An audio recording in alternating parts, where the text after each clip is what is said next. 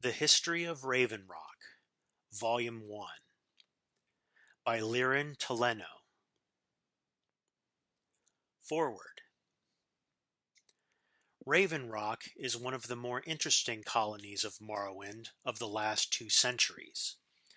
So much has happened to this tiny town in such a short amount of time, and so many lives have been affected by it, I felt it necessary to describe its rich history within these volumes.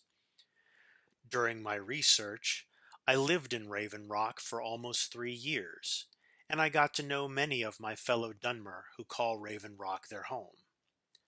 I hope that my readers will appreciate the amount of fortitude and perseverance that it must take to endure life in such an inhospitable and untamed land. Raven Rock was founded in 427 of the Third Era by the East Empire Company in response to the discovery of a rich ebony mine on the southern edge of the island of Solstheim.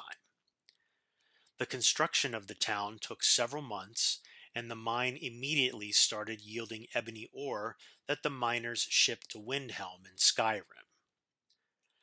By 432 of the Third Era, the town was home to over 30 people, all of whom depended on the mine for their livelihood. At this time, Raven Rock was almost exclusively inhabited by Imperials and a few Nords who were drawn to the mine's wealth.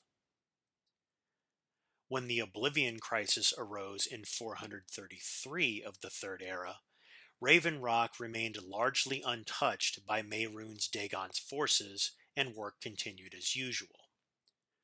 The bulk of the Imperial Guard that was stationed in Raven Rock was recalled to Cyrodiil to fight the invading forces, but a few soldiers remained behind in order to protect the ebony mine from bandits.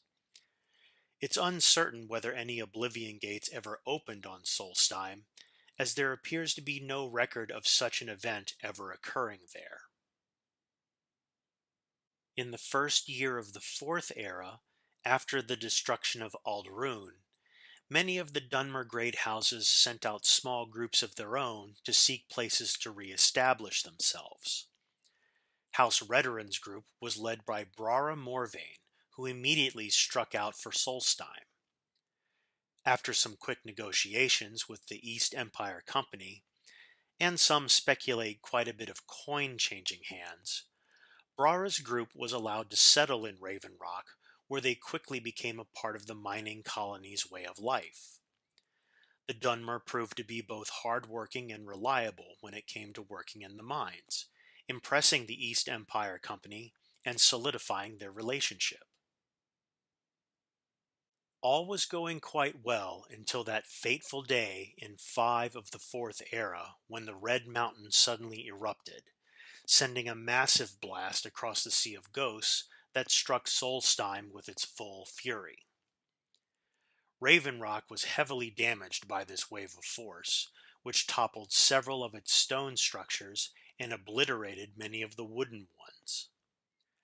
Ironically, the mine once again proved to be the town's saving grace, as most of the population of Raven Rock was working underground at the time, and was completely shielded from the blast.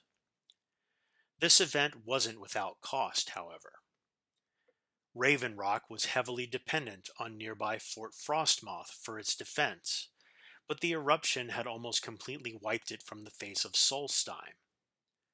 The few soldiers that survived took residence in Raven Rock itself and attempted to set up a makeshift garrison there, but these scant few were hardly a match for potential threats to their town. With the East Empire Company's permission, Brara brought in some of House Redoran's elite Redoran Guard to fill the void. The Guard proved to be an ideal replacement for the fallen Imperial soldiers, and have been guarding the town ever since.